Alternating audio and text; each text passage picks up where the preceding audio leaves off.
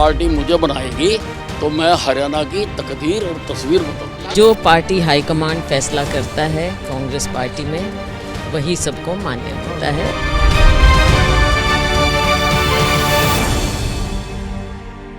एक अनार और 100 बीमार, ये कहावत तो आपने जरूर सुनी होगी। ठीक वैसा ही अब हरियाणा में चुनाव के बाद होने वाला है। लेकिन दिलचस्प बात यहां पर यह है कि ये दोनों ही पार्टी यानी बीजेपी और कांग्रेस के साथ होने वाला है। आज एक्सप्लेन बाय एबीपी लाइव में चर्चा इसी मुद्दे पर करेंगे। नमस्कार, मैं हूं आशीष सिंह आनंद।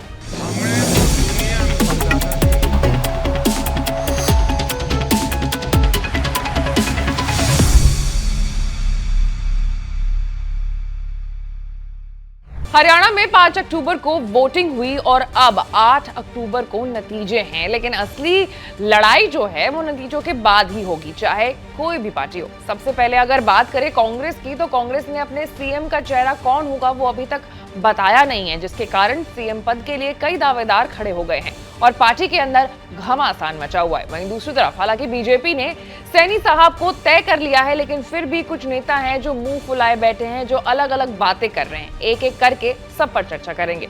शुरुआत करेंगे कांग्रेस के बारे में बात करने से। तो सीएम पद के लिए दावेदारी के लाइन में पूर्व सीएम भूपेंद्र सिंह हुड्डा है, सिरसा से सांसद कुमारी शैलजा भी हैं और गांधी परिवार के बहुत खास माने जाने वाले रणदीप सुरजेवाला भी हैं। दिलचस्प बात यह है कि शैलजा और सुरजेवाला दोनों में से कोई भी विधानसभा चुनाव नहीं लड़ रहा है। सिर्फ भूपेंद्र सिंह हुड्डा ही हैं जो इलेक्शन में इस बार खड़े हुए हैं। चुनाव के दौरान हुड्डा, शैलजा और सुरजेवाला की सीएम पद पर दावेदारी को लेकर के सार्वजनिक बयानबाजियों पर कांग्रेस भी चुप्पी साधे बैठी है।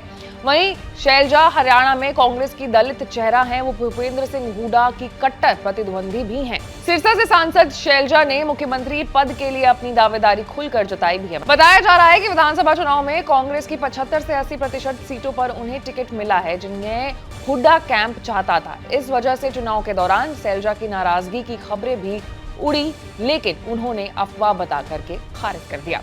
राज्यसभा सांसद रणदीप सुरजेवाला की नजर भी सीएम की कुर्सी पर ही है। शैलजा अगर दलित चेहरा हैं, तो सुरजेवाला का कैथल और उनके आसपास के इलाकों में अच्छा खासा दबदबा माना जाता है। दोनों की सीएम पद के लिए दावेदारी पर कांग्रेस इसलिए चुप है कि उसे उम्मीद है कि इससे दोनों ही नेताओं के समर्थक कार्यकर्ताओं में जोश रहेगा और उस उत्साह का फायदा पार्टी को चुनाव में मिलेगा। वहीं इससे थोड़ी बहुत मिलती जुलती कहानी बीजेपी की भी है। पार्टी पहले ही मुख्यमंत्री नायाब सिंह सैनी की अगुवाई में चुनाव लड़ने का ऐलान कर चुकी है, लेकिन केंद्रीय मंत्री राव इंद्रजीत सिंह और अनिल विज खुलकर मुख्यमंत्री पर अपनी इच्छा जाहिर कर रहे हैं, जता रहे हैं इस पद के लिए। लेकिन बीजेपी आलाकमान इस पर चुप है, क्योंकि उसे लगता है कि दोनों नेताओं की सीएम पद को लेकर के दावेदारी ठोकने से उनके समर्थकों का उत्साह बढ़ेगा और चुनाव में पार्टी को इसका फायदा होगा।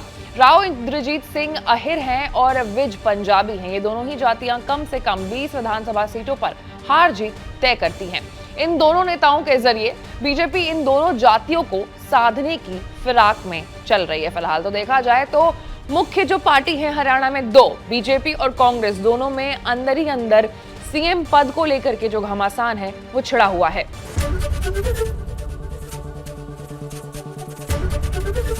एबीपी गंगा, खबर आपकी, जुबान आपकी।